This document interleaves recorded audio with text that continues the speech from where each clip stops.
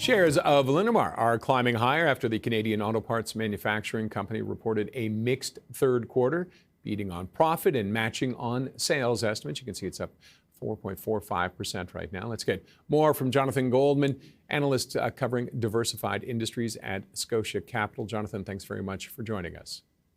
Good morning. Thanks for having me. What did you like about the report? So it's nice to see the shares up on the back of the report. I guess the way we would qualify it is the company's firing on 2 of 3 cylinders. So their mobility business, that's their auto business, put up best-in-class margins, and those keep on improving. And I'm sure you can imagine it's not the easiest environment. Their access business, another solid quarter. Their volumes were up 50%. The weak spot was the ag business. No surprise there. You've seen commodity prices. You've seen that sector under pressure, and that kind of depressed what the other solid performance was in the other 2 businesses. So I think overall people are looking at this as the things that are within the company's control. They're doing really well. And eventually the other part of the business, the ag business, will improve.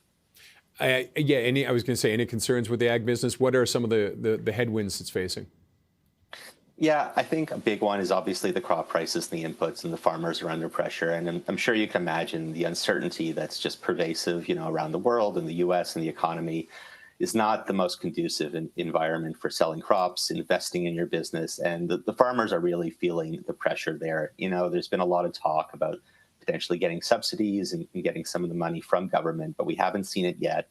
And even if you are a farmer and you're looking forward to maybe getting some sort of subsidy in that sense, you're probably going to sock it away and not spend it on big capital equipment.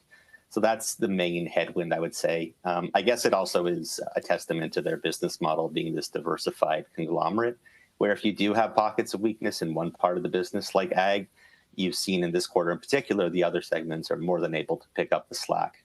Okay, we had a chance to talk to Jim Jarrell earlier today. And one of the things we asked him about was capital investment. Have a listen to what he had to say. We've never really shied away from that capital investment, in Canada, in Ontario. We think these are our most productive plants. And a lot of that equipment has been very flexible equipment. I would say 85% of our capital that we invest is flexible and really can drive to any sort of multi-energy strategy in the mobility sector. So I think, again, our capital confidence is extremely high right now. And does he have reason for that confidence? Yeah, and I think I would maybe add on to that, I guess, to Jim's first comment on the flexibility. Their equipment is really flexible and can be used for a variety of applications. So it's not, I think he called out the number 85% exclusively to be used in mobility. You can shift it around in cases where some markets are doing better than others. So maybe shifting some capital equipment or some labor from ag into the auto business or access. And I guess the second point I would add to Jim's comments are Linamar has always been a company that's generated prodigious free cash flow. The balance sheet is in great shape. On the call yesterday, they did talk about pursuing growth and looking at M&A. So they're probably one of the best positioned companies to look at opportunities, especially in considering this distressed environment where other less capitalized players may be struggling. So I definitely would echo Jim's comments there. And what opportunities, what companies do you feel or opportunities are there for them out there for more mergers and acquisitions? Yeah, it's a good question. I mean, in the last couple of weeks, we've seen them do a couple deals in the auto business. One was in Europe, in Germany, and one was in the US. Both looked like they were struggling suppliers. So I think there's a lot of opportunity to get takeover work from struggling auto parts supplier because it is a challenging environment with the tariffs, inflation, and all the headwinds there. But I don't say it would be exclusively auto. They could also look to expand their access business. That's the aerial work platform business. There's a couple assets coming to market from large competitors. And then the ag business as well. They've done a few deals that built out the segment. They're always very niche, high quality products. I guess overall, I wouldn't worry about Linamar. There have been shrewd acquirers buying things at very attractive valuations. So it's just in the company's DNA to look everywhere broadly and find really attractive opportunities. And what about returns? Are they where they should be, or would people like to see a little more on that? They're probably around where they should be. A lot is dependent on the macro and the cycle, as you can imagine, right? A lot is driven by volumes, whether it's, ag volumes, access volumes, that's non-residential construction, or if it's just auto volumes. That drives a lot of operating leverage in the business model. But again, it goes back to their ability to control things that are within their control. We saw that this quarter with the auto business and the margins really keeping a tight lid on overhead, driving efficiencies. So, the margins and the ROIC and the returns will fluctuate throughout the cycle, but they're probably outperforming the general industry, I would say, that they're in.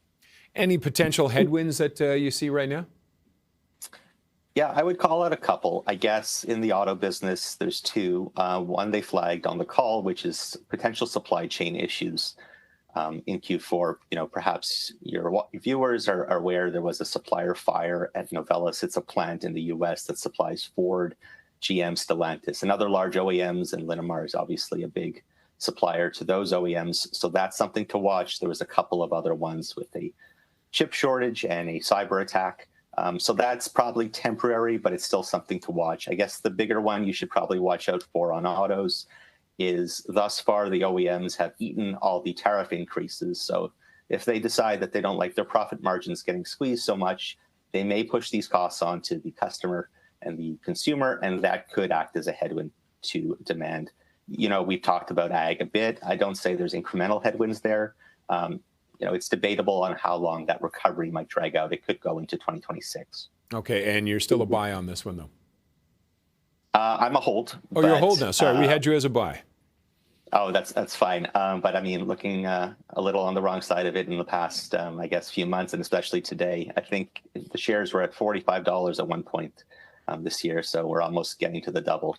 So if you look across the auto space, definitely outperforming peers on the margins, definitely outperforming peers on the balance sheet. So if you were, looking deeper within the sector for, company-specific opportunities, I think you would probably put Linamar near the pack on the top. Okay, Jonathan, thank you for joining us. Thank you. Jonathan Goldman is an analyst covering diversified industries at Scotia Capital.